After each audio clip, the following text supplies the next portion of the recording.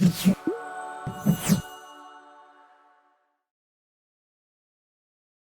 عبادت کرنی پسند کرتا ہوں۔ جب میں پچھلی رات عبادت چھوڑ کر چلا گیا تھا، کیونکہ میں نے کسی کو ان کے گھر پر چھوڑنا تھا، اور جیسے ہی میں وہاں سے آگے بڑھا تب خدا نے میرے دل کو چھوا، جس کے متعلق میں آج آپ کے ساتھ بات کرنی چاہتا ہوں۔ آپ جانتے ہیں کہ آپ کچھ بھی پا نہیں سکتے ہیں، کیونکہ آپ کچھ بھی نہیں جانتے ہیں، لہٰذا تمام بنی نوع انسان خدا کے بارے میں کچھ بھی نہیں جانتے ہیں جب تک خدا خود ہمیں نہیں بتاتا ہے۔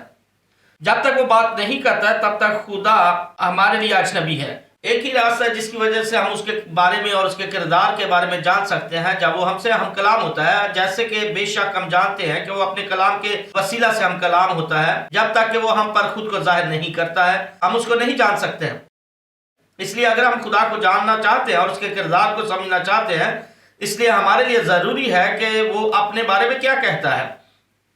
اس طرح ہم اس کے کردار کی خوبیوں کو جان سکتے ہیں، اور اس لیے میں آج کی کتاب باب 23 کے ساتھ شروعات کروں گا۔ جو ہی آپ نکال لیتے ہیں، جو ہی آپ اس باب کو کھولتے ہیں، تو میں اس کے صحیفہ کے بارے میں کچھ بتانا چاہتا ہوں۔ یہاں ایک شخص جس کا نام بلک تھا، بلک موابیوں کا بادشاہ تھا۔ موابی لوگ ایسی قوم کے لوگ تھے جو اپنی سکی بیٹیوں کے ساتھ حرام کاری کرتے تھے اور ایسے لوگوں کو جنم دیتے تھے جو بعد میں موابی کہلاتے تھے۔ یہ لوگ زیادہ تر اپنی برائی کی وجہ سے مشہور تھے، لیکن یہ بلک بادشاہ جو ان لوگوں کا حکمران تھا اور جو اسرائیل کی قوم کے شمار کو دیکھ کر گھبرا چکا تھا، کیونکہ اسرائیلیوں کی تعداد بڑی تیزی سے بڑھ رہی تھی، اس لیے اس نے ایک نبی کو جس کا نام بلعام تھا بلایا۔ بلعام خدا کا حقیقی نبی تھا، لیکن اس نے خود کو خراب کر لیا تھا، کیونکہ اس نے اپنی صلاحیتوں کو بیچنا شروع کر دیا تھا، یعنی اپنی نعمتوں کو جو خدا نے اس کو دی تھی اس نے ان کو بیچنا شروع کر دیا تھا تاکہ پیسہ کما سکے۔ اور آج کے دور میں بھی بہت سے خادمین خود کو خراب اسی طریقے سے کر لیتے ہیں۔ لہذا آپ مواب کے بادشاہ مواب کی سلطنت کو دیکھتے ہیں جو اس نبی کو پیسہ دے رہی تھی تاکہ وہ خدا کے لوگوں پر لعنت کرے۔ اس نے بیچ دیا اور کہا کہ میں چاہتا ہوں کہ تم اسرائیل کی قوم پر لعنت کرو، اور بلعام بالکل تیار ہو گیا اور اس نے مختلف حربے ایسا کرنے کے لیے تیار کر لیے۔ گنتی کے باب 23 کی 15ویں آیت کے ساتھ شروع کرتے ہیں۔ یہ فرماتی ہے، تب اس نے بلک سے کہا جو موابیوں کا بادشاہ تھا کہ تو یہاں اپنی سوختنی قربانی کے پاس ٹھہرا رہ، جبکہ میں ادھر جا کر خداوند سے مل کر آؤں۔ اور خداوند بلعام سے ملا اور اس نے اس کے منہ میں ایک بات ڈالی اور کہا، بلک کے پاس لوٹ جا اور یوں کہنا۔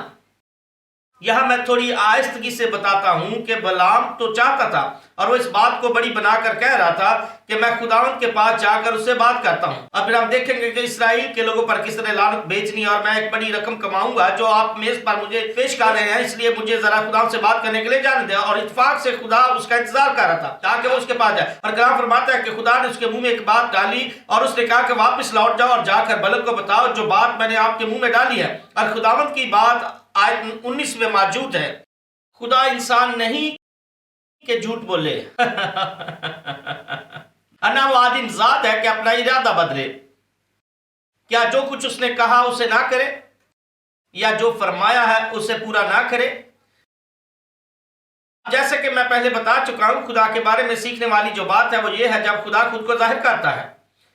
اور سب سے پہلی بات جو خدا نے نبی کے منہ میں ڈالی ہے تاکہ بلک کو بتایا کہ خدا انسان نہیں کہ جھوٹ بولے۔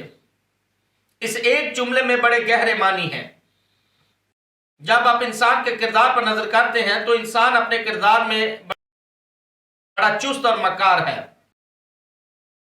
مجھے تو اس سے بھی اچھا ہونا چاہیے تھا، آمین۔ جبکہ جیسے اکثر ہم ہوتے ہیں، ہم کہیں گے میں آپ سے پیار کرتا ہوں اور میں آپ کے لیے برکت سنوار کو چاہوں گا، لیکن پہلے جمعرات کو میرے پاس آئی تاکہ میں آپ پر لعنت بھیج سکوں۔ خداوند فرماتا ہے کہ میں انسان نہیں ہوں۔ یہ بات آج آپ کی مدد کرے گی۔ وہ فرماتا ہے کہ میں انسان نہیں ہوں، جس طرح انسان جھوٹ بولتا ہے، اس لیے میں انسان نہیں ہوں تاکہ میں جھوٹ بولوں، اور نہ ہی میں انسان ہوں کہ جو کچھ کہا اسے پورا نہ کروں۔ دوسرے لفظوں میں ایسا کچھ نہیں کہوں گا تاکہ دوسرے دن اس کو پورا نہ کر سکوں۔ میں نے 2000 سال پہلے جو بات کی اور اب میں بھول کر اس کو زمین پر لٹکنے دوں، اس لیے میں آدم ذات نہیں ہوں تاکہ اپنا ارادہ بدلوں۔ جو میں کہہ چکا ہوں وہ کہنا جاری رکھتا ہے تاکہ تفصیل سے بتائے۔ وہ فرماتا ہے او یا جو فرمایا اسے پورا نہ کروں. دوسرے لفظوں میں جب خدا کچھ کہتا ہے تو وہ فعل حال کی بات کرتا ہے، یا جو فرمایا اسے پورا نہ کرے. اب یہ وضاحت خدا کی بذات خود ہے. اب یہ وضاحت خدا کی بذات خود ہے، اور میں آپ کے لیے آج جس بات پر توجہ کرنے پر زور دیتا ہوں یہ بڑی ضروری ہے. جو ہی ہمیں تاریکی کے لمحات میں سے گزر رہے ہیں، خدا کبھی جھوٹ نہیں بولتا ہے. آپ اپنی زندگی میں کبھی کسی ہم نوا سے نہیں ملے ہیں جس نے کبھی جھوٹ نہ بولا، لیکن خدا جھوٹ نہیں بولتا ہے. آپ کے والدین جھوٹ بولتے ہیں، آپ کے دوست جھوٹ بولتے ہیں، آپ کا خاندان جھوٹ بولتا ہے، اور حتیٰ کہ آپ بھی جھوٹ بولتے ہیں، لیکن خدا جھوٹ نہیں بولتا ہے. یا جو فرمایا اسے پورا نہ کرے، یا جو فرمایا اسے پورا نہ کرے. اب بائبل مقدس میں ایک ایسا وقت بھی آتا ہے جو آپ کو نظر آئے گا، آپ جانتے ہیں کہ یہ ایسا دکھائی دیتا ہے خدا کے نزدیک کبھی بھی ایسا واقع نہیں ہوگا، لیکن یہ پھر بھی ناممکن ہے کہ خدا جھوٹ بولے. میرا مطلب ہے کہ ایسا کبھی واقع نہیں ہوگا. اگر خدا جھوٹ بولنا چاہے تو پوری تخلیق غائب ہو جائے گی، سب کے سب. اگر وہ محض ایک ہی بار جھوٹ بولے اور جو کچھ اس کے کہنے سے وجود میں آ چکا ہے وہ جب سادگی سے معدومیت میں ڈوب جائے گا. لیکن صحیفہ فرماتا ہے کہ یہ ناممکن ہے کہ خدا جھوٹ بولے. عبرانیوں کا صحیفہ باب 6 یہ فرماتا ہے، اس لیے جب یہ خدا نے چاہا کہ وعدہ کے وارثوں پر جس میں آپ اور میں شامل ہیں اور بھی وضاحت اور بھی صاف طور پر ظاہر کرے کہ میرا ارادہ بدل نہیں سکتا، تو قسم کو درمیان میں لایا تاکہ دو بے تبدیل چیزوں کے بعد جن کے بارے میں خدا کا جھوٹ بولنا ممکن نہیں. اب اس صحیفہ کی وضاحت کو جھٹلایا نہیں جا سکتا. صحیفہ فرماتا ہے کہ یہ ناممکن ہے کہ خدا جھوٹ بولے. ممکن نہیں، نہ ہی امکان ہے. یہ ممکن نہیں کہ خدا جھوٹ بولے. میں آج کے دن آپ کو کچھ بصیرتیں دینا چاہتا ہوں، یا کہ دراصل خدا کون ہے، کیونکہ آپ خدا کی تاریخ پر نظر کر کے یہ کہہ سکتے ہیں کہ ایسا اس بات ضرور ممکن ہوگا. یہاں خدا کا پہلا تعارف موجود ہے. پیدائش کی کتاب پہلا باب. خدا اندھیرے کے وجود میں کھڑا ہے اور کہا کہ روشنی ہو جا. اب جب آپ گھر جاتے اور جا کر روشنی کے لیے بلب جلاتے ہیں اور دروازے کے پاس تولیہ رکھتے ہیں، یقین جانیے کہ پہلے اندھیرا تھا اور آپ کہتے ہیں کہ روشنی ہو جائے. آپ نے جھوٹ نہیں بولا ہے، لیکن خدا انسان نہیں ہے کہ جھوٹ بولے. جب وہ اندھیرے میں کھڑا تھا تو اس نے کہا کہ روشنی ہو جا. روشنی تاریکی سے جدا ہو کر 18 کروڑ میل فی سیکنڈ کی رفتار سے روشن ہوگی، اور یہ ابھی بھی اس کائنات میں آگے جا کر پھیل رہی ہے. وہ میری اور آپ کی طرح نہیں ہے. یہ بات آپ کو اعتماد بخشے گی اگر آپ اس بات کو سمجھ سکتے ہیں کہ وہ کون ہے. یہ آپ کو اعتماد بخشے گی اگر آپ خدا کی ناممکن بات کو جو کبھی جھوٹ نہیں بولتا ہے سمجھ سکتے ہیں. تو پھر ایک بھی نقطہ یا اس کے کلام کا حصہ جھوٹ نہیں ہے. یہ پھر بے ترتیب ہے، یہ کامل ہے، یہ خدا کی طرف سے ہے، یہ کبھی ناکام نہیں ہو سکتا. بے شک آپ ایسا سوچ سکتے ہیں کہ یہ ناکام ہوگا، اور میں ایمان رکھتا ہوں کہ جب خدا نے نبی سے کہا واپس لوٹ جاؤ اور اس سے کہو، اس نے یساع نبی کے منہ میں اپنا کلام ڈالا اور اس نے کہا جاؤ اور کہہ دو کہ یہ میرا کلام ہے. قائم ہو کر اس کی طرف توجہ کریں. ایک کنواری حاملہ ہوگی اور ایک بیٹا جنے گی، اور میں پر یقین ہوں کہ لوگ ضرور ایسا کہتے ہوں گے کہ میرے بھائی یہ جھوٹ ہے، ایسا ناممکن ہے. ایک کنواری کیسے حاملہ ہوگی؟ اس سے پہلے ایسا ہم نے کبھی نہیں دیکھا. لیکن جب وقت آیا کیونکہ یہ خدا کے نزدیک ناممکن ہے کہ وہ جھوٹ بولے. دیکھیے یہاں آپ کو جو بات سمجھنے کی ضرورت ہے، ہم ایسے خدا کی خدمت کرتے ہیں جو ان چیزوں کو قائم کرتا ہے جو پہلے کبھی تھی ہی نہیں. ہر ایک جو اندھیرے میں کھڑا رہ سکتا ہے اور کہے کہ روشنی ہو جائے اور خشکی ہو جائے اور آسمان قائم ہو جائے اور مچھلی پیدا ہو جائے اور درخت پیدا ہو جائیں، اور جس نے ساری کائنات کو پیدا کیا ہو صرف اپنے منہ کے کلام سے. کیا خدا کے لیے کوئی کام دشوار ہے؟ اس کا مطلب ہے کہ جب وہ بولتا ہے تو حقیقت ایک شکل اختیار کر لیتی ہے. اس لیے میں کہہ رہا ہوں ایسا امکان نظر نہیں آتا کہ وہ جھوٹ بولے. یہ غیر مساوی ہے، بلکہ یہ ناممکن ہے، کیونکہ جو کچھ بھی وہ کہتا ہے، سب سے بڑا جھوٹ جو آپ کے لیے اور میرے لیے ہے وہ یہ ہے کہ ہم آپ کے ساتھ گھر جاتے ہیں اور ساری روشنیاں بند کر دیتے ہیں اور دروازے پر تولیہ رکھ کر کہتے ہیں روشنی ہو جائے. سارا دن کہتے رہیں، 7 دن تک روزہ رکھ کر دعا کرتے رہے اور کہے کہ روشنی ہو جائے. ایسا کبھی بھی ممکن نہیں ہوگا. لیکن جو ہی خدا بولتا ہے تو حقیقت شکل اختیار کر لیتی ہے جس کے بارے میں وہ فرماتا ہے. اب ذہن میں اس بات کے ساتھ خدا کے قیمتی وعدوں کے بارے میں سوچیں جو وہ کر چکا ہے. بے شک ان میں سے آخری وعدے تک، ان میں سے ہر ایک آخری وعدے کے متعلق کوئی بات نہیں ہے کہ یہ کیسے ناممکن یا ممکن نظر آتا ہے، لیکن حتیٰ کہ وہ پھر بھی جھوٹ نہیں بولتا ہے. یسوع مردہ شخص کی قبر پر کھڑے ہو گئے جو 4 دن سے مردہ تھا. اس نے فرمایا کہ پتھر کو ہٹا دو. وہ بولے او او او او او اب تک تو اس کی لاش میں سے بدبو آتی ہوگی. لیکن اس نے صرف یہ کہا اے لازر نکل آ، اور حقیقت نے وہ شکل اختیار کر لی جس کے متعلق وہ کہہ چکا تھا. یہ ناممکن ہے کہ خدا جھوٹ بولے. اب اگر یہ آپ کا اور میرا قصہ ہے کہ ہم کیوں ڈرتے ہیں، کیوں میں اور آپ خوف میں زندگی گزارتے ہیں، کیوں ہم اپنے گھٹنوں پر وقت نہیں گزارتے ہیں جب وہ فرماتا ہے کہ مانگو تو تمہیں دیا جائے گا. کئی لوگ کہیں گے کہ ایسا کچھ نہیں ہے. نہیں نہیں نہیں نہیں نہیں، خدا جھوٹ نہیں بولتا ہے. وہ فرماتا ہے کہ ڈھونڈو تو پاؤ گے، کھٹکھٹاؤ تو تمہارے واسطے کھولا جائے گا. لیکن بعض اوقات ہم خدا کے ساتھ ایسا رویہ رکھتے ہیں جیسے وہ اجنبی ہو، اور کہتے ہیں ٹھیک ہے جب دراصل ایسا ہی سوچتا تھا تو میرا خیال تھا وہ ایسا ہی کرے گا. بے شک خدا ہمیشہ اپنے کلام کو پورا کرتا ہے. یسوع اس دن استادوں کے سامنے کھڑے ہو کر خدا کے کلام کے متعلق فرماتے ہیں کہ ایک نقطہ، ایک بھی شوشہ یعنی آنکھ، ایک بھی نشان یعنی میرے کلام کا ایک بھی حصہ ختم نہیں ہوگا اور نہ ہی ٹلے گا جب تک سب کچھ پورا نہ ہو جائے. وہ فرماتا ہے کہ آسمان اور زمین ٹل جائیں گے لیکن میرا کلام قائم رہے گا. یہ ہمیشہ کے لیے آسمان میں قائم کر دیا گیا ہے. اب اس کا کیا مطلب ہے؟ اس کا مطلب ہے کہ جب خدا کا کلام اور اس کے وعدوں کی بات ہوتی ہے تو اس کا مطلب ہے کہ آپ کی ساری زندگی قائم ہوئے پلیٹ فارم کی مانند ہے. یہ آپ کو پکڑ کر رکھتا ہے، یہ آپ کو پکڑ کر رکھتا ہے. آپ اس وقت جو کچھ چرچ میں دیکھتے ہیں اس کو قائم ہونے میں 20-30 برس لگ چکے ہیں، جو ہر ایک کو ہلا کر رکھ دیتا ہے. یعنی کینسر، اور ہر ایک خوف کھا جاتا ہے کینسر. اور پھر وہ ان کے سامنے اس کی صفت بیان کرنی شروع کر دیتے ہیں. کولن کینسر، ہاں بریسٹ کینسر، یہ سب ڈراؤنا ہے اور یہ اتنا خوفناک نہیں ہے. اور ابھی وہ ایک اور نیا لفظ سی رکھتے ہیں اور یہ ان کو ہلاکت تک لے جاتا ہے. لیکن یہاں آپ کو سمجھنے کی ضرورت ہے کہ خدا انسان نہیں کہ جھوٹ بولے. وہ فرماتا ہے کہ میں تیرا خدا ہوں جو تجھے شفا بخشتا ہوں. اگر وہ ہے، ہاللویا. دیکھیں جب آپ خدا پر بھروسہ کرتے ہیں تو کوئی بھی چیز آپ کو ڈرا نہیں سکتی. بعض اوقات کو یہ کہے گا اگر آپ اس کو پا لیتے ہیں اور مر جاتے ہیں پھر آپ کیا کریں؟ آپ کو کرونا یا کینسر ہو جاتا ہے یا آپ بخار سے مر جاتے ہیں، کیا یہ بہتر ہوگا؟ یا شاید 10 کریں آپ کی ترجیح بن سکتی ہیں. آپ کسی بھی وجہ سے مر سکتے ہیں تو پھر آپ خدا پر بھروسہ کرتے ہوئے کیوں نہیں مر جاتے؟ اس لیے کہ کون جاتا ہے خدا جسے استعمال کرنا چاہتا ہے وہ آپ ہی ہوں. آپ وہی ایک واحد البشر ہیں جس کے وسیلہ سے خدا اپنا جلال ظاہر کرنا چاہتا ہے. دیکھیے ہمیں جاننے کی ضرورت ہے کہ خدا کون ہے اور جو کچھ وہ کہتا ہے آپ اس پر قائم رہتے ہیں. وہ فرماتا ہے کہ کسی اور طرف مت دیکھیں جب تک وہ فرماتا ہے. بائبل مقدس کے اندر اسرائیل قوم کے بچوں کی کہانی ہے. جب وہ بیابان میں تھے وہ کڑکڑاتے اور بڑبڑا رہے تھے اور میرا خیال ہے کہ وہ قحط کے بارے میں ہی بات کر رہے تھے اور اس بات سے خدا غضبناک ہوا اور خدا نے اڑنے والے سانپ اجتماع میں ان کو ڈسنے کے لیے بھیجے جن کے زہر سے لوگ مرنے لگے.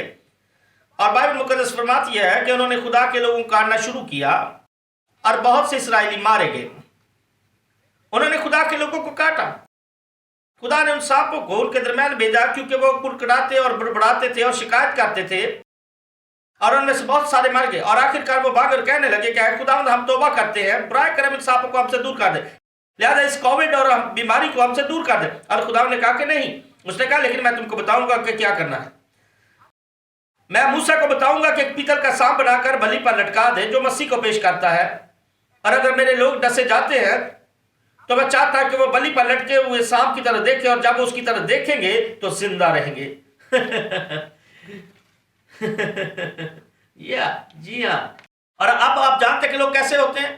بعض لوگ جب ڈسے جاتے ہیں تو کہتے ہیں کہ مجھے بلی کے پاس جانے دو کیونکہ مجھے بلی کو دیکھنا ہے، کیونکہ میں مرنا نہیں چاہتا ہوں. اور دوسری قسم کے لوگ کہتے ہیں میری ٹانگ ڈسنے کی وجہ سے سوج گئی ہے، دیکھو کتنی بری لگ رہی ہے، آؤ آؤ آؤ یا دیکھو میری ٹانگ کتنی بری نظر آتی ہے. مجھے سانپ نے ڈس لیا اور مجھے درد ہو رہا ہے.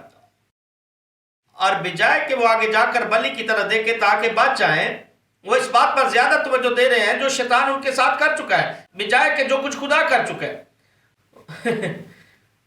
مجھے کرونا ہو چکا ہے، میں پیچھے دیکھتا ہوں جب لوگ مر رہے تھے، اور میں اس وقت کی مانند ابھی منادی کر رہا ہوں، خدا کو کبھی کھانسی نہیں ہوتی اور نہ ہی وہ اونگتا ہے، نہ ہی سر درد ہوتی ہے۔ میرے ارد گرد کئی لوگوں کو ہو چکا ہے، لہٰذا میں کہتا ہوں مجھے جا کر ٹیسٹ کروانے دے، جبکہ ٹیسٹ کہیں گے کہ آپ شدید حالت میں ہیں، آپ کو شاید کرونا ہو چکا ہے۔ وہ کہتے ہیں اور جو آپ دیتا ہوں میں ایسا ہرگز محسوس نہیں کرتا ہوں۔ وہ کہتے ہیں او آپ قابل رحم ہیں۔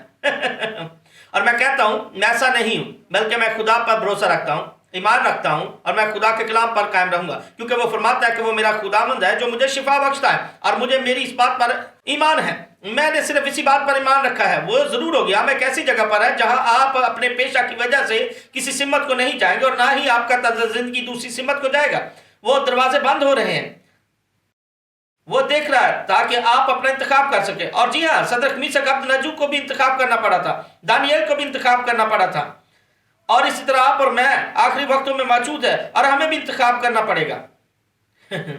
میرا خیال ہے کہ یہ یشوع تھا، اس نے اسرائیلی قوم کو بتایا کہ آج تم انتخاب کر لو کہ تم کس کی پرستش کرو گے۔ اگر یہ صحیح نظر آتا ہے تو آپ ڈاکٹر فوچی کے پیچھے چل پڑے، لیکن یہ آپ کے لیے بہتر ہوگا کہ آپ خداوند کے پیچھے چلیں اور خداوند کے پیچھے چلتے رہیں، آمین، اور اس کے ساتھ چلتے ہوئے اس پر ایمان رکھیں۔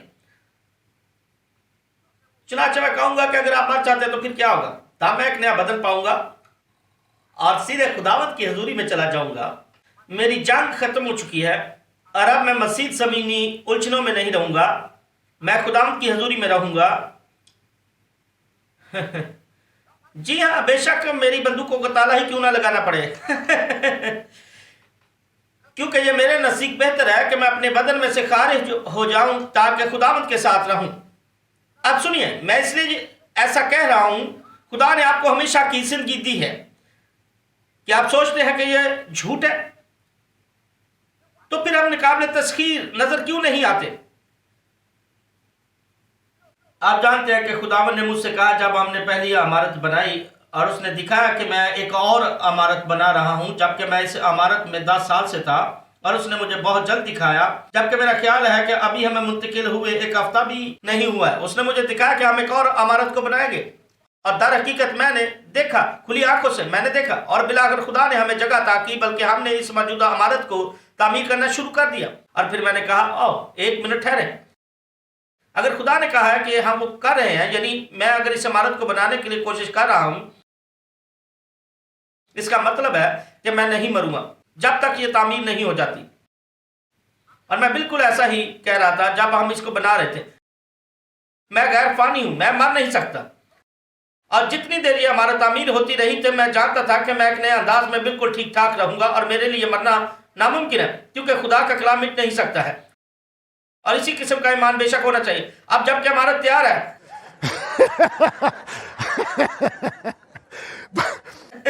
لیکن یہ بہت اچھا ہے کہ میں اب بھی زندہ ہوں،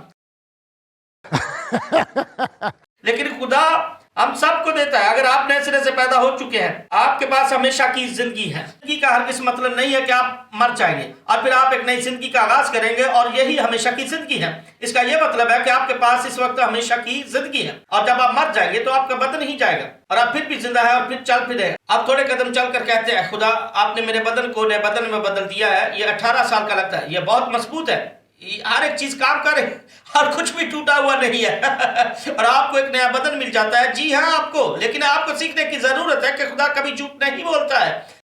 وہ ہمیں ایک بات بتاتا ہے اور پھر اس سے مکر کر دوسرا کوئی مختلف کام کرنے لگ جاتا ہے، نہیں۔ جب اس نے زمین کی بنیاد کے وقت کلام کیا، اس نے اس کو دیکھا، اور کوئی بات نہیں ہے کہ اس کو 3 یا 4 ہزار سال بیت چکے ہیں، اس نے اپنے کلام کو پورا ہونے دیا جس طرح اس نے فرمایا تھا۔ اس نے کہا کہ دیکھو ایک کنواری حاملہ ہوگی اور بیٹا جنے گی، اور اس نے بالکل ایسا ہی کیا کہ کنواری حاملہ ہوگی اور اس کے بیٹا یعنی لڑکا پیدا ہوگا، اس نے فرمایا، کیونکہ جب بھی خدا بولتا ہے تو وہ آنے والے وقت کی پیشن گوئی کرتا ہے، جو کچھ بھی وہ فرماتا ہے، اور ان چیزوں کے بارے میں جو پہلے سے موجود نہیں تھی، ایسے جیسے وہ پہلے ہی سے موجود تھیں۔ اب آپ اور میں ایسا بالکل نہیں کر سکتے، میں جانتا ہوں ایسا کچھ نہیں ہوگا، لیکن ان سب کو اندر جانے دیں اور روشنی کو بند کر دیں، اور پھر آپ کے پکانے سے روشنی ہرگز نہیں ہوگی لیکن خدا ایسا کر سکتا ہے، اور آپ کے پاس ایک بہتر زندگی اور آرام دہ زندگی ہوگی اگر آپ اپنے دل کی حدود میں ٹھہر جاتے ہیں۔ یہ ناممکن ہے خدا جھوٹ بولے۔ آئے نظر کریں کہ وہ کیا فرماتا ہے۔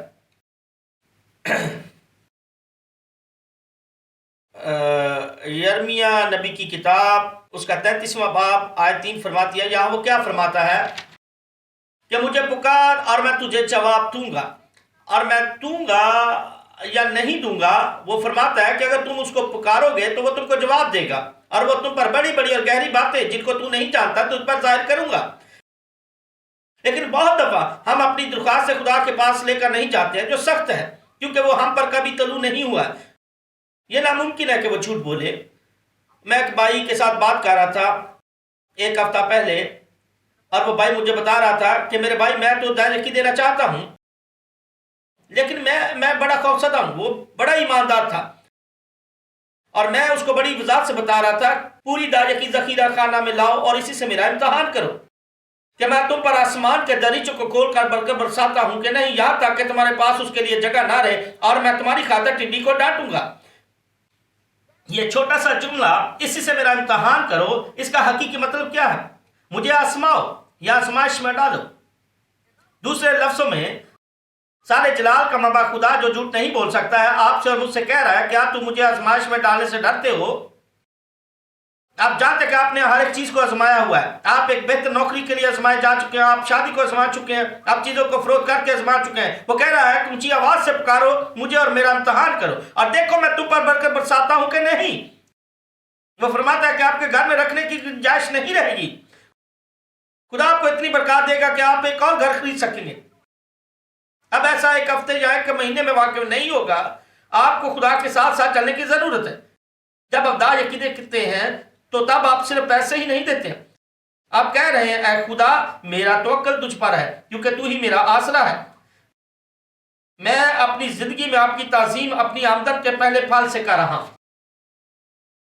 میں یہ صرف خادم کو یا چرچ کو نہیں دے رہا ہوں، بلکہ یہ میں آپ کو دے رہا ہوں۔ اور تیرے کلام کے مطابق میں دریچوں کو کھلتے دیکھ رہا ہوں۔ یہاں جمع ہے، صرف واحد دریچہ نہیں ہے، بلکہ جمع کے صیغہ میں بہت سے دریچے۔ میں آسمان کے دریچوں کو دیکھ رہا ہوں جو کھل جائیں گے، اور ان برکات کو جو میری زندگی پر برس جائیں۔ بہت دفعہ یہ برکات پیسوں کی بابت ہی نہیں ہوتی، پیسے محض کاغذ ہیں، سونا اور چاندی پتھر ہے، لیکن خدا آپ کے لیے ایسا کام کرتا ہے جو آپ پیسوں سے نہیں کر سکتے ہیں۔ دل کا دورہ جو آپ کو پڑنے والا ہے، خدا آپ کو دل کے دورہ پڑنے سے بچاتا ہے۔ خدا اس کو روک سکتا ہے، آمین۔ خاندانی موت کو خدا روک سکتا ہے۔ اور اگر آپ خدا کی طرف صرف ایک لفظ سن لیتے ہیں، اگر آپ ایک لفظ خدا سے سننے کے لیے اس کے نزدیک آ جاتے ہیں، اور جو لفظ آپ سنتے ہیں وہ سچائی ہے، وہ حق ہے، وہی حقیقت ہے، حتیٰ کہ بے شک ایسا ابھی تک واقع نہیں ہوا۔ ابھی یہاں وہ کیا فرماتا ہے؟ میں ایک اور حوالہ ضرور پڑھوں گا تاکہ آپ کے ساتھ بانٹ سکوں۔ خروج کی کتاب باب 15 یہ آپ کی مدد کرے گی۔ خروج کی کتاب باب 15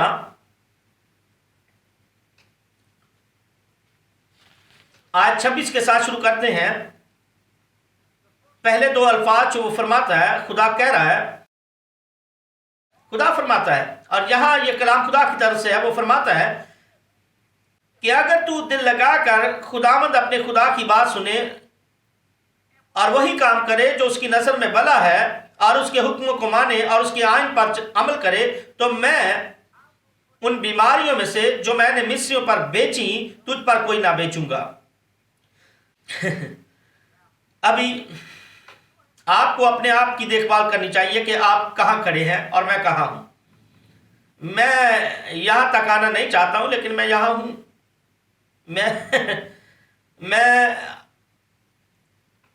میں آپ لوگوں کی ملامت نہیں کرنی چاہتا۔ میں نے کبھی ویکسینیشن نہیں کرائی، آپ ضرور لے سکتے ہیں خوراک، یہ کوئی بری چیز نہیں ہے، نہ ہی یہ حیوان کا عدد ہے، لیکن مجھے اس کی ضرورت نہیں ہے۔ میرے پاس وعدہ ہے، آپ کبھی بھی میرے چہرے پر ماسک نہیں دیکھیں گے جب تک میں کسی کو ہسپتال نہ لے جاؤں، یا ہسپتال میں جب کسی کو ملنے جاتا ہوں۔ آپ جانتے ایسا کیوں ہے؟ کیونکہ میں خوف زدہ نہیں ہوں۔ بڑی خاموشی ہے۔ آپ نے خود کو دیکھنا ہے کہ آپ کہاں پر موجود ہیں۔ اگر آپ وہاں نہیں جہاں میں ہوں پھر ٹھیک ہے، کیونکہ یہ وبا آخری نہیں ہے جس کی بدولت لوگ پیسہ بنا رہے ہیں۔ अरबों डॉलर कमाया जा चुका है। ये आखिरी नहीं है, और आप देखेंगे कि इसके बाद और बहुत सी इसकी सूरतें आएंगी। आप अपनी हुकूमत में मुआवियों की हुकूमत की मानद मौजूद है। आप अपनी हुकूमत को लाने की कोशिश कर रहे हैं ताकि आपके बच्चों को कोई नुकसान ना पहुंचे। अपने चेहरों को ढांप कर रखना बच्चों के लिए फितरती अमर नहीं है। यह फितरती नहीं है क्योंकि आप अपनी सांस भी ठीक से नहीं ले सकते। आप खौफनाक बीमारियों को देखते हैं या आप अपने ही सांस को अपने अंदर नहीं ले जा सकते, और वो क्या करेंगे कि वो आपको कभी भी नहीं बताएंगे कि आप खुद को जख्मी कर रहे हैं, जबकि वो खौफ पर खौफ तारी करते जाएंगे। और फिर जब आप खुदा पर भरोसा नहीं करते हैं तो फिर आप खौफ की वजह से रद्द अमल करते हैं। मुझे परवाह नहीं, मैं परवाह नहीं करता हूं अगर आप मुझसे नाराज होते हैं। और अभी हम यहां मौजूद हैं और आप अपने आप को देखें और थोड़ी सी सांस लें। मेरा सर दर्द करता है, नो, और आप टेस्ट कराने चले जाते हैं।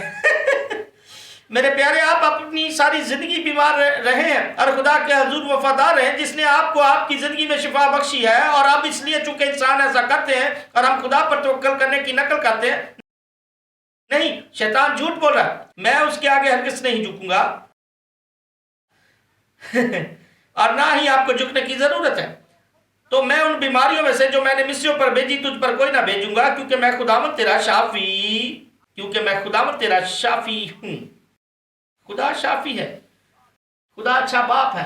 साज वाले साहिबान वापिस आ जाए। आपको अपनी जिंदगी खौफ की बदौलत गुजारने की जरूरत नहीं है। तारीख पर, रिकॉर्ड पर नजर डालिए जो खुदा पेश कर चुका है इस कलाम में। उसके रिकॉर्ड की जानब देखें, वो कभी नाकाम नहीं हुआ है, 100% वफादार। जबकि कोई ये कह रहा है कि वहां एक खादिम मर चुका है, क्या आप उस खादिम की जिंदगी वो जानते थे? क्योंकि वो यहां फरमाते हैं कि अगर तू दिल लगाकर खुदावंद अपने खुदा की बात सुने, अगर आप जानते हैं कि वो खादिम खत्म हो गया है, ठीक है, ये आसान सुनाई नहीं देता है, लेकिन मैं आपसे मुकद्दसों कह रहा हूं, आप मुसलसल खौफ में आपको रहने की जरूरत नहीं है। आप जिंदा खुदा की इबादत करते हैं, और वही ये फरमाता है कि मैं उन तमाम बीमारियों को जो मैंने मिस्रियों पर भेजी तुझ पर कोई ना भेजूंगा। वबाएं आना जारी रहेंगी, इसकी सूरतें बदल कर आती रहेंगी, लेकिन हमारा खुदा इस कायनात का बादशाह है, वो मालिक है। हालेलुया। क्या आप कमरे में मौजूद सभी लोग अपने सरों को झुकाएंगे? ऐ बाप, आज हम तेरा शुक्र करते हैं कि तू कौन है। आप इंसान नहीं है कि झूठ बोले, और ना ही आदमजात हैं जो अपनी बात को पूरा ना कर सके। ऐ खुदावन, तूने फरमाया है और तू ही पूरा करता है। ऐ खुदावन, तू इसको मुकम्मल करने पर कादिर है। ऐ बाप, आज हम तेरा शुक्र करते हैं ये जानकर के हम किस पर ईमान रखते हैं, और हम जानते हैं कि तू पूरा करने पर कादिर मुतलक है, जिसका वादा तू हमसे कर चुका है। ऐ बाप, अपने कलाम को ले और अपने लोगों के दिलों में कायम कर दे जो यहाँ इबादत में मौजूद हैं, वो भी जो वेबकास्ट के जरिए से देखते हैं। ऐ खुदा, हमारे दिलों में अपना कलाम डाल और हमें ऐसा दिल अता कर दे कि हम खौफ से कभी ना डरे और हम पाक ईमान में चलना शुरू कर दे, क्योंकि बगैर ईमान के तुझे पसंद आना नामुमकिन है। आए क्या आप सभी लोग अपने कदमों पर खड़े होंगे जो भी यहाँ पर मौजूद है, और आप खुदा के हजूर में रहने की कोशिश करें। मैं नहीं जानता कि आप कहाँ से हैं, क्योंकि ये आपका और खुदा का मामला है, और इस बात को कबूल करें कि वो इंसान नहीं है कि जो झूठ बोले। वो फरमाता है ताकि उसे पूरा करें। आए एक दूसरे के साथ इस बात को बांटें। ऐ बाप, आज हम तेरा शुक्र करते हैं कि आप खुदावंद और निजात देंदा है, और आप इसराइल में से पाक साथ हैं, और आप हक हैं जो कभी झूठ नहीं बोलते हैं। हम आज आपका शुक्र करते हैं। ऐ बाप, हम आपसे गुजारिश करते हैं कि आप हमारी मदद करें ताकि हम ईमान में चल सकें और खौफ को दूर कर दें और खौफ के बंदरों को दूर कर दें, क्योंकि ऐ खुदावंद, आपने हमें खौफ की रूह नहीं दी है, आपने हमें कुव्वत बख्शी है, मोहब्बत और फरमाबरदारी की रूह। ऐ खुदावंद, हमारी मदद फरमा ताकि हम खौफ पर गलबा पाएं और तेरे नाम में फतह पाएं। ऐ बाप, मदद कर ताकि हम खौफ पर गलबा पाएं जिसने पूरे अमेरिका में दहशत फैलाए रखी है, ताकि हम अपने पूरे दिल की वफादारी के साथ तेरे हजूर चल सके। आए खुदावंद के हजूर चले आए, उसके हजूर आ जाए। हालेलुया।